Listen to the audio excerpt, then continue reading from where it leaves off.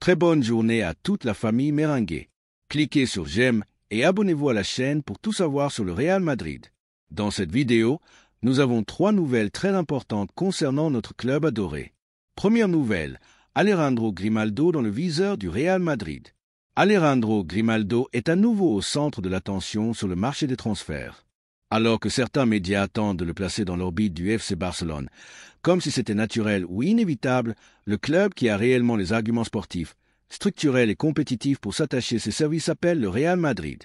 Oui, Grimaldo intéresse beaucoup à Valdebebas, non pas par nostalgie, romantisme ou désir de rapatrier un ancien canterano, comme on pourrait le voir ailleurs. Le Real Madrid s'intéresse à Grimaldo parce qu'après 30 ans, il est à son meilleur niveau, menant depuis l'aile gauche l'un des meilleurs clubs d'Europe, le Bayer Leverkusen, et qu'il a largement prouvé qu'il est l'un des latéraux les plus fiables, constants et dangereux du football continental. Pendant que le Barça se noie dans ses éternelles tentatives de colmater les brèches avec des opérations à bas coût, une nostalgie mal digérée et des promesses recyclées, à Chamartin, on agit avec planification, des critères sportifs et une ambition intacte. Grimaldo n'est pas l'avenir, il est le présent immédiat, le type de joueur qui offre un rendement dès la première minute, sans besoin d'adaptation, sans exiger un temps de jeu garanti et sans les incertitudes de ceux qui viennent apprendre au lieu de se battre. Au Leverkusen, il a été l'un des piliers du succès de l'équipe de Xabi Alonso, apportant des buts, des passes décisives, du dynamisme et surtout un caractère compétitif, un joueur qui ne se cache pas, qui va au duel, qui a de l'autorité et qui n'a pas besoin de projecteurs pour performer. N'est-ce pas exactement le profil qui a toujours correspondu à la philosophie du Real Madrid? Pendant ce temps, de l'autre côté, au Camp Nou, qui survit entre dettes, improvisation et titres vides, on se prend à rêver de récupérer Grimaldo comme si cela pouvait masquer la blessure de l'avoir laissé partir sans lui donner sa chance. Car il faut le rappeler, le Barça n'a jamais offert une véritable opportunité à ce joueur. Ils l'ont laissé partir sans sourciller. Et maintenant, des années plus tard, voyant à quel point il brille en Bundesliga, ils regrettent et veulent le récupérer comme on récupère un objet oublié, pensant qu'il suffit de poser 25 millions d'euros sur la table pour que tout s'arrange. Mais la réalité est autre. Le Grimaldo qui excelle en Allemagne n'est plus ce jeune canterano timide et docile. C'est un professionnel accompli. Et s'il doit choisir entre un club chaotique qui regarde constamment en arrière et un autre qui domine l'Europe avec une main ferme, le choix semble évident. Au Real Madrid, cette opération est envisagée avec maturité. Grimaldo ne représente pas seulement une opportunité de marché, mais une pièce tactique précieuse. Dans un effectif où le poste d'arrière-gauche manque de concurrence et d'alternatives, son arrivée serait une bénédiction. Les joueurs de son profil sont rares, offensifs mais disciplinés, techniques mais solidaires, avec une vision de jeu, une capacité d'association et une bonne frappe sur coup de pied arrêté. Il a prouvé être aussi efficace en attaquant par l'extérieur qu'en perçant à l'intérieur, et sa polyvalence permettrait à n'importe quel entraîneur de l'utiliser dans des systèmes à 4 ou 5 défenseurs. On parle d'un joueur complet, avec de l'expérience internationale, une ambition intacte et tout ce dont le Madrid a besoin pour continuer à dominer. Et soyons honnêtes, voir Grimaldo triompher en blanc serait une délicieuse ironie pour l'environnement culé, qui se verrait une fois de plus surpassé par la gestion exemplaire de son éternel rival. Combien de fois cela s'est-il déjà produit? Combien de joueurs que le Barça a méprisés ont fini par briller dans des clubs qui ont su valoriser leur talent? La différence, c'est que le Real Madrid ne cherche pas à se venger avec les anciens canterano du Barça. Ici, on recrute pour gagner, pas pour se racheter.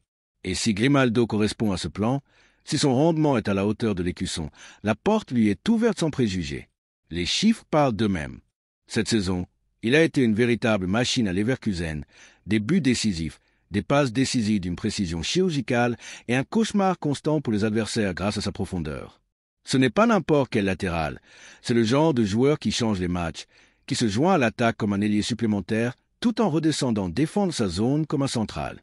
Combien de joueurs de ce type sont disponibles sur le marché pour moins de 30 millions d'euros? Très peu. Le Real Madrid pourrait frapper un grand coup en devançant le Barça et en montrant une fois de plus que sur le marché, il ne suffit pas de vouloir, il faut pouvoir. Attirer les meilleurs demande plus qu'un vieil écusson. Il faut un projet gagnant, une stabilité institutionnelle, des salaires compétitifs et une projection internationale réelle. Tout cela, le Real Madrid l'a. Tout cela manque au Barça. Un autre point clé, l'impact immédiat. Grimaldo n'a pas besoin d'apprentissage ni d'adaptation. Il n'arrive pas comme une jeune promesse qui doit attendre son heure. Il arrive comme un joueur qui peut être titulaire dès qu'il foule la pelouse. Cet avantage est crucial pour un club qui joue tous les 3 jours et ne peut se permettre la moindre erreur. Tous les transferts ne doivent pas être des paris sur 5 ans. Certains, comme celui-ci, sont des pièces stratégiques qui élèvent le niveau de l'équipe et apportent de l'expérience, du tempérament et de l'autorité. Dans un effectif rempli de jeunes talents, intégrer un profil comme Grimaldo est essentiel pour équilibrer les énergies. De plus, son arrivée stimulerait le vestiaire. Une concurrence saine, des rotations de qualité et la possibilité d'aborder plusieurs compétitions avec des garanties. Car soyons réalistes, le calendrier actuel exige un effectif profond. Avoir 11 titulaires ne suffit plus. Il faut une équipe de 18 à 20 joueurs capables de performer sans que l'équipe en pâtisse. Grimaldo est l'un de ces joueurs qui garantissent un rendement constant, sans haut ni bas, sans excuse, une assurance vie sur le flanc gauche. Chers supporters meringues, la question est claire. Aimeriez-vous voir Grimaldo porter le maillot du Real Madrid? Êtes-vous enthousiaste à l'idée de priver le Barça du retour de l'un de ses enfants prodigues? Appréciez-vous suffisamment sa forme actuelle et sa capacité d'adaptation à l'exigence du Bernabéu? Ce type d'opération est ce qui fait la différence entre un club réactif et un club proactif, entre ceux qui recrutent par nécessité et ceux qui le font par conviction. Alors, un message à la direction sportive du club. S'il y a la moindre possibilité de conclure ce transfert, qu'on n'hésite pas, qu'on agisse avec détermination, qu'on propose un projet ambitieux et un contrat à la hauteur de son rendement. Car Alejandro Grimaldo n'est pas seulement un bon joueur, c'est une opportunité. Et dans le football moderne, les opportunités ne doivent pas être laissées passer. Et vous, Madridista, qu'en pensez-vous? Aimeriez-vous voir Grimaldo vêtu de blanc, faire trembler le corne et soulever des titres au Bernabéu? Croyez-vous que ce transfert serait un coup stratégique? Le débat est ouvert, mais une chose est claire. S'il y a un club capable de faire de Grimaldo une légende, ce club est, comme toujours, le Real Madrid. Deuxième nouvelle, une décision importante au club, Marcus Rashford recalé par le Real Madrid. Marcus Rashford fait à nouveau les gros titres, et une fois encore, il le fait en s'accrochant au seul club qui lui offre encore un semblant d'espoir, le FC Barcelone. Mais la réalité derrière cette histoire a des nuances qui n'apparaissent pas dans les gros titres culés, qui tentent de vendre du rêve aux supporters blaugrana. Car avant de regarder vers la cité comtale, avant de rêver de porter ce maillot qui n'effraie plus personne, l'entourage de Rashford a frappé à une autre porte, celle du Real Madrid. Mais Florentino Pérez, avec la fermeté qui caractérise sa gestion, a répondu sans hésiter « Non ». Au Real Madrid, il n'y a pas de place pour des joueurs qui vivent du passé, qui cherchent une rédemption et qui ne représentent pas le niveau compétitif qu'exigent des cuissons. Les représentants de l'attaquant anglais, conscients que sa carrière est sur une pente descendante, ont sondé le plus grand club de la planète à la recherche d'une dernière chance de rédemption. Après une période frustrante à Manchester United et un passage correct mais sans éclat à Aston Villa, ils ont pensé pouvoir placer Rashford dans l'élite en misant sur son nom et quelques éclairs de talent. Mais ce qu'ils n'ont pas compris, c'est que le Real Madrid ne fonctionne pas sur la nostalgie, le marketing ou les sentimentalismes. Ici, on recrute ceux qui peuvent faire la différence, pas ceux qui cherchent une seconde chance. Rashford, bien qu'il bénéficie encore d'un certain respect médiatique dans certains cercles britanniques, est loin du niveau exigé par le Santiago Bernabéu. Ses performances ces dernières années ont été, au mieux, irrégulières. Il est passé d'une promesse excitante à un joueur inconstant, sans poids dans les matchs clés et sans réelle évolution dans son jeu. À Manchester, on a perdu patience avec lui. Et à Aston Villa, malgré le temps de jeu offert par Emery, son avenir là-bas a aussi une date d'expiration. Son désir de ne pas continuer ni à Birmingham ni à Old Trafford ne répond pas à une stratégie sportive, mais à un besoin personnel d'échapper à une situation devenue intenable. Sa relation rompue avec Ruben Amorim n'est que la partie émergée de l'iceberg. Alors, que fait un joueur en chute libre quand il sent que son prestige s'effrite? Il se propose. Et c'est exactement ce qu'a fait Rashford. Son entourage l'a proposé aussi bien au Real Madrid qu'au Barça. Mais alors qu'à Chamartin, la réponse a été immédiate et négative, à Barcelone, on continue de rêver de son incorporation. La différence est claire. Le Real Madrid peut choisir, tandis que le Barça, malheureusement pour eux, doit accepter ce qui lui est proposé. Ils ne sont plus en position de rivaliser pour de grands transferts ni de rêver de stars et s'accrochent à ce qu'ils peuvent, même si cela signifie recruter des joueurs rejetés par d'autres clubs d'élite. La situation du Barça est si précaire que, selon des médias proches de leur entourage, Rashford serait prêt à réduire considérablement son salaire pour faciliter son arrivée. Une manœuvre désespérée qui montre que sa priorité n'est pas le projet sportif, mais simplement de trouver un club qui lui permette de rester sur la carte.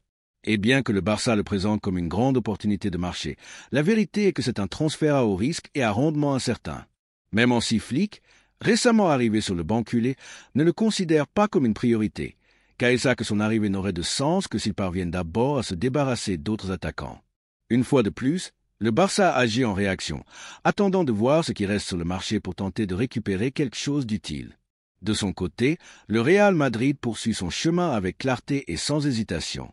Florentino Pérez, qui a démontré à maintes reprises sa vision stratégique du football moderne, n'est pas tombé dans le piège d'incorporer un joueur qui pourrait causer plus de problèmes que de solutions. Soyons honnêtes, où Rashford s'intégrerait-il dans ce Real Madrid? Qui mettrait-il sur le banc? Comment s'adapterait-il au système d'une équipe qui exige de l'intelligence tactique, de l'implication défensive et des prises de décision dans les moments les plus critiques?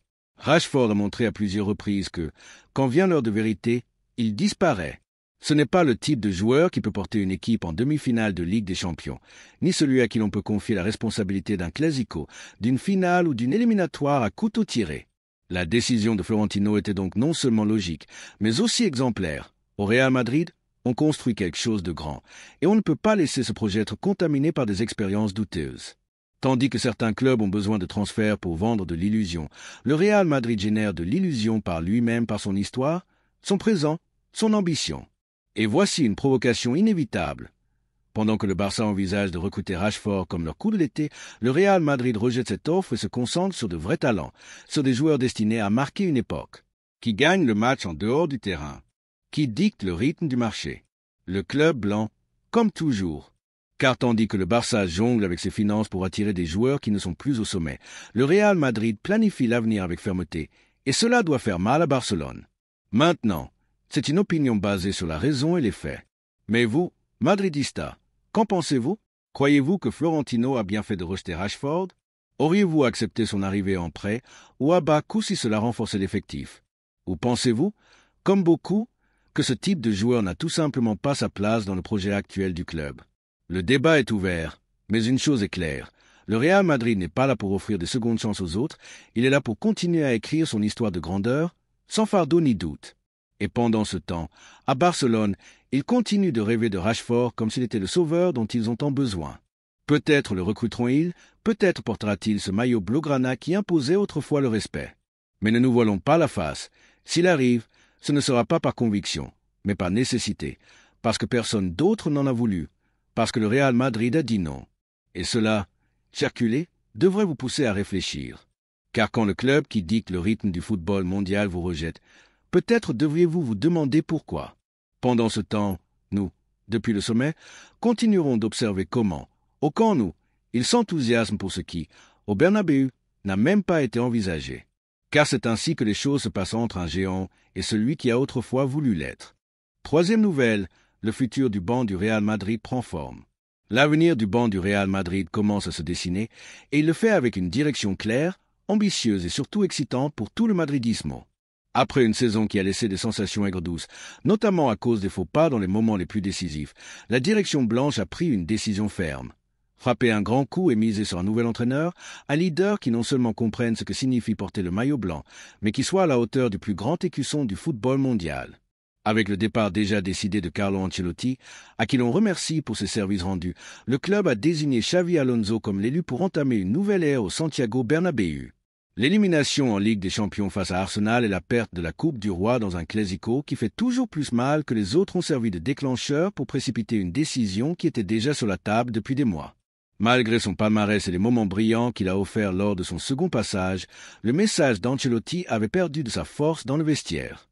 La rénovation tactique qu'exige le football moderne et la nécessité de s'adapter à de nouvelles dynamiques dans un effectif en évolution ont conduit la direction, avec Florentino Pérez à sa tête, à mettre fin au cycle de l'entraîneur italien. C'est là qu'intervient Xavi Alonso. Ce n'est pas n'importe qui.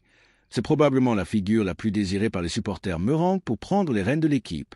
Pas seulement pour son présent brillant à la tête du Bayer Leverkusen, où il a réalisé l'une des campagnes les plus spectaculaires du football européen récent, mais aussi parce qu'il incarne comme peu d'autres les valeurs et la philosophie du Real Madrid. Xabi, c'est le madridismo pur.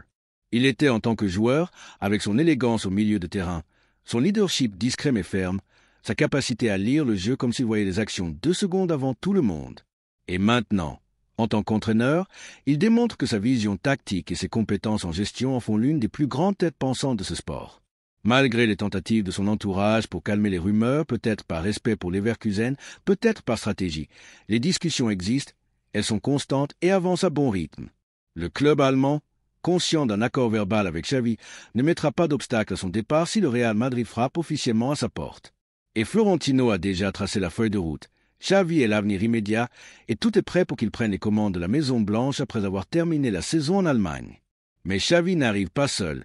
Il n'atterrit pas à Waldbach pour improviser ou voir ce qu'il trouve. Il arrive avec un plan parfaitement conçu, une structure visant à ramener le Real Madrid au sommet du football mondial, non seulement avec des résultats, mais avec un style reconnaissable, moderne, compétitif et à la hauteur de l'histoire de ce club. Deux noms se détachent dans la liste des priorités du nouvel entraîneur, Martin Zubimendi et Florian Wirtz. Le premier, milieu de terrain de la Real Sociedad, est une pièce clé dans la philosophie de jeu de Xavi Alonso. Sa capacité à interpréter le rythme du match, son sens tactique, son déploiement physique et son profil de leader discret en font l'héritier naturel de ce que représentait Xavi, Kroos ou même Redondo au milieu de terrain blanc. Sa clause libératoire s'élève à environ 60 millions d'euros, un montant tout à fait abordable pour un club avec la puissance financière du Real Madrid. Mais au-delà de l'aspect économique, le recrutement de Zubimendi représente un investissement dans la structure, l'ordre et le contrôle, des éléments qui ont manqué à l'équipe cette saison. Le second grand objectif est Florian Wirtz. La pépite offensive du Bayer Leverkusen a émerveillé l'Europe avec son talent, son intelligence, sa vision de jeu et sa capacité à déborder depuis le poste de meneur de jeu ou de l'aile. À 21 ans, c'est l'un de ces joueurs qui naissent une fois par décennie. Il a ce qu'on appelle dans le football le « du hand », une capacité innée à changer le destin d'un match avec une action inattendue. Son prix pourrait avoisiner les 100 millions d'euros, ce qui impliquerait probablement de réaliser une vente importante dans l'effectif actuel. Mais on parle d'un transfert qui, comme ont été en leur temps des joueurs comme Modric ou Zidane, peut changer l'histoire récente du club. Le madridismo a besoin de retrouver une figure décisive en attaque, qui ne dépende pas du système mais qui le brise. En défense, Xavi Alonso a également des noms en tête. Jonathan Tah, défenseur central titulaire à Leverkusen et l'un des piliers de son système, pourrait être une option très intéressante pour renforcer la défense blanche. L'Allemand arrive en fin de contrat et pourrait rejoindre à moindre coût. Sa connaissance du système de l'entraîneur et son autorité en font un ajout précieux. Bien que le Barça ait tenté de se positionner comme il le fait souvent, tardivement, maladroitement et avec des ressources limitées, la réalité est que tout joueur devant choisir entre le chaos de Hansi Flick et la stabilité de Xavi Alonso n'hésitera pas longtemps. Le Barça est plus perdu que jamais, non seulement sur le plan sportif, mais aussi institutionnel. Leur entraîneur, Hansi Flick, est arrivé sans connaître l'écosystème du club et avec une équipe limitée par la crise économique. Chaque transfert dépend de jonglerie financière et chaque opération est soumise aux caprices de la Liga et de son fair-play financier inflexible envers les Blaugrana. En revanche, au Real Madrid, on respire la planification, le professionnalisme et la projection. La différence est abyssale. Alors qu'au camp on s'enthousiasme pour des joueurs prêtés par toute l'Europe ou des meneurs de jeu qui baissent leur salaire pour jouer gratuitement, à Madrid, on élabore des stratégies cohérentes, soutenues par une économie saine et une vision sportive qui ne vacille pas. Nous n'avons pas besoin de promesses brisées ni de leviers magiques, car ici, le projet se construit avec du travail, de l'intelligence et le respect dû à l'écusson le plus prestigieux de l'histoire du football. Xavi Alonso arrive avec la mentalité adéquate, l'expérience acquise en Allemagne, une équipe technique jeune et compétente, et une ambition intacte. Il veut ramener le Real Madrid à la place qui est la sienne, faire revenir le Santiago Bernabéu non pas comme une légende du passé, mais comme un leader du présent et un bâtisseur de l'avenir. Dans cette reconstruction, il y a de l'enthousiasme, mais aussi de la responsabilité. Le Real Madrid ne peut pas attendre. Il doit régner à nouveau en Europe, et ce, dès que possible. La Décima Quinta n'est pas un objectif lointain, mais une obligation historique. Alors, dès maintenant, il est temps de s'enthousiasmer, de faire confiance et, comme tout bon madridista, de donner son avis. Et vous, supporters merengue, êtes-vous prêts à accueillir Xavi Alonso à bras ouverts? Pensez-vous que Zubimendi et Wirtz sont idéaux pour relancer le projet blanc? Croyez-vous que ce nouveau cycle nous rendra l'hégémonie qui, par moments, a semblé vaciller cette saison? Nous vous lisons, car l'avenir a déjà commencé et il sent la gloire. Laissez-nous votre opinion dans les commentaires.